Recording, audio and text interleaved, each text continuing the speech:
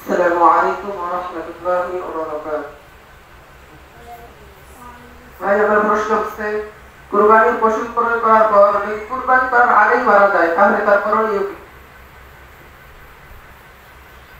উত্তর হচ্ছে, যদি ধনী ব্যক্তি হয় তাহলে অন্য একটি পশু ক্রয় করে কুরবানি দিতে হবে, আর যদি গরিব হয় তাহলে অন্য পশু ক্রয় করে কুরবানি করা ওয়াজিব নয়।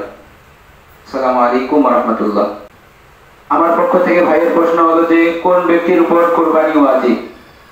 তো যে মুসলমান ব্যক্তি আজাদ হয়, বুকিং হয় এবং জিলহজ মাসের 10 তারিখ, 10, 11 এবং 12 তারিখের মধ্যে নিসাব পরিমাণ সম্পদের মালিক, অর্থাৎ 7.5 তোলা স্বর্ণ অথবা 52.5 তোলা রূপা অথবা তার মূল্য থাকিবে, তার উপর কুরবানি ওয়াজিব হবে।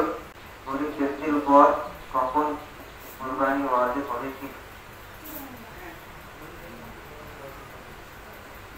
উত্তর, কুরবানির দিনগুলোতে কুরবানির নিয়তে পশু ক্রয় করলে গরিব ব্যক্তির উপর কুরবানি ওয়াজিব হবে।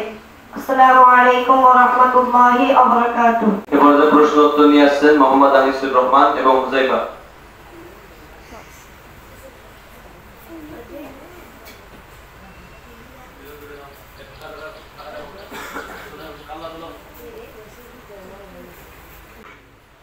কুরবানির জন্তু কেমন হওয়া উচিত?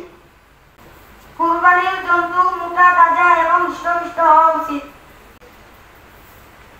মোট কয়দিন কুরবানি দেওয়া যাবে? জিলহজ মাসের 10 তারিখ, 11 তারিখ এবং 12 তারিখ পর্যন্ত। 12 তারিখ জিলহজ মাসের সূর্যাস্তের পূর্ব পর্যন্ত কুরবানি করা যায়।